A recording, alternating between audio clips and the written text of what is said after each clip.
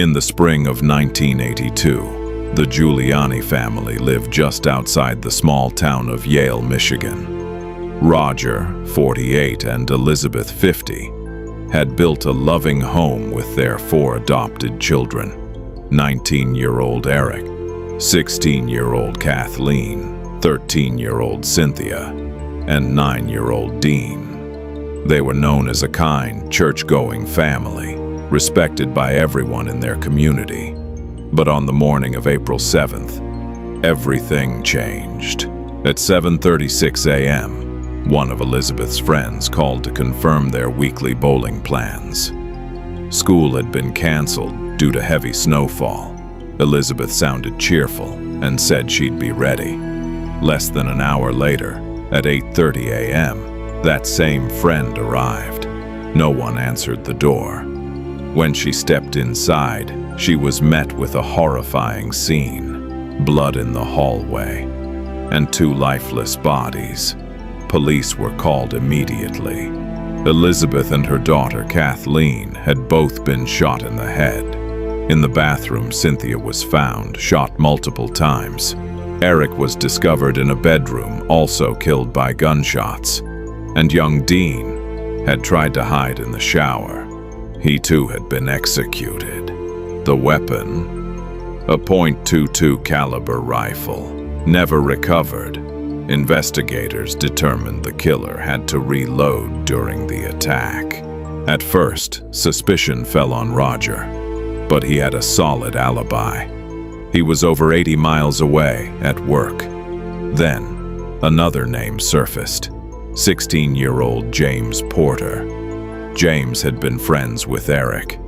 The two even ran a small business trapping and selling muskrat pelts. But things had turned violent. Money and pelts had recently been stolen from the Giuliani home. Eric believed James was responsible and confronted him.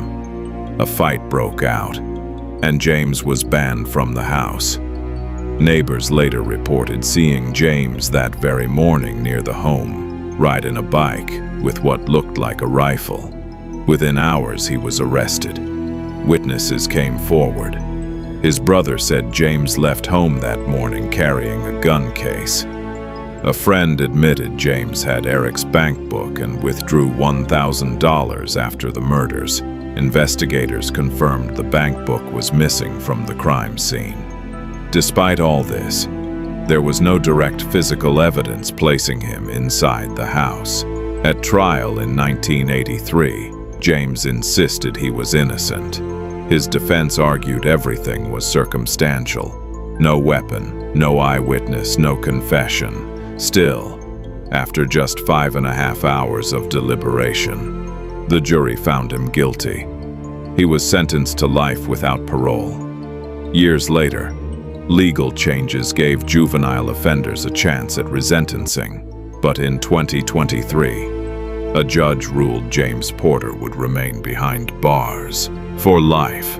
Even today, he maintains his innocence. In early 2000s, China, internet cafes were everywhere. Many were illegal and dangerously unregulated. One such cafe in Beijing, known as Blue Ultra Speed, operated without proper safety measures. On June 16, 2002, around 2:40 a.m., a fire broke out inside. The cafe was packed, mostly students, but there was a deadly problem. The exit door was locked, windows were sealed with metal bars. Panic spread instantly. People rushed for the door, but it was too late. 25 people lost their lives. Investigators quickly ruled it was arson. Gasoline traces were found, and surveillance footage revealed 2 young boys purchasing fuel just hours before the fire. They were identified as 14-year-old Song and 13-year-old Zong. Both came from troubled backgrounds and spent most of their time at internet cafes. Just days before, they had been banned from that very cafe after a violent robbery. Their motive: revenge. If we can't play there, no one will. They set the building on fire using gasoline.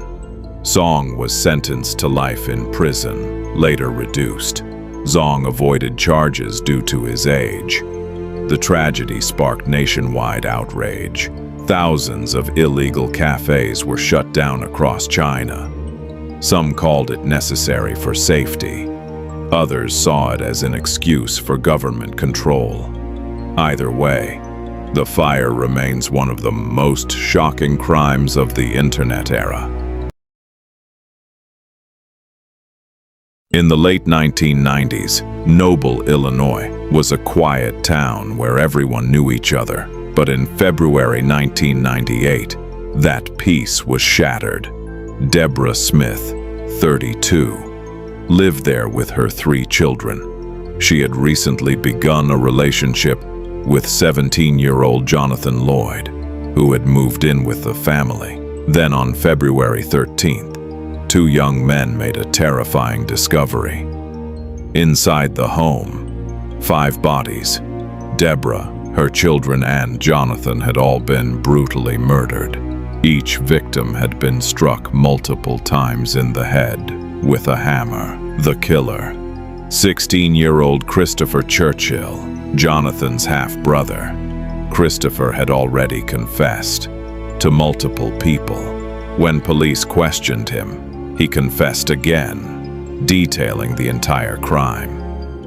He admitted he had been staying at the house that night. While everyone slept, he picked up a hammer, and one by one he attacked them. He said he wanted to release his anger. After the killings, he calmly cleaned himself, hid the weapon, and left. Investigators later recovered the hammer, covered in the victim's blood. His clothes also matched the crime scene. At trial, the evidence was overwhelming. Christopher was found guilty and sentenced to life without parole. To this day, he remains behind bars.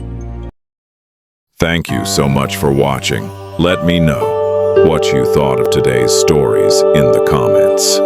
See you in the next story.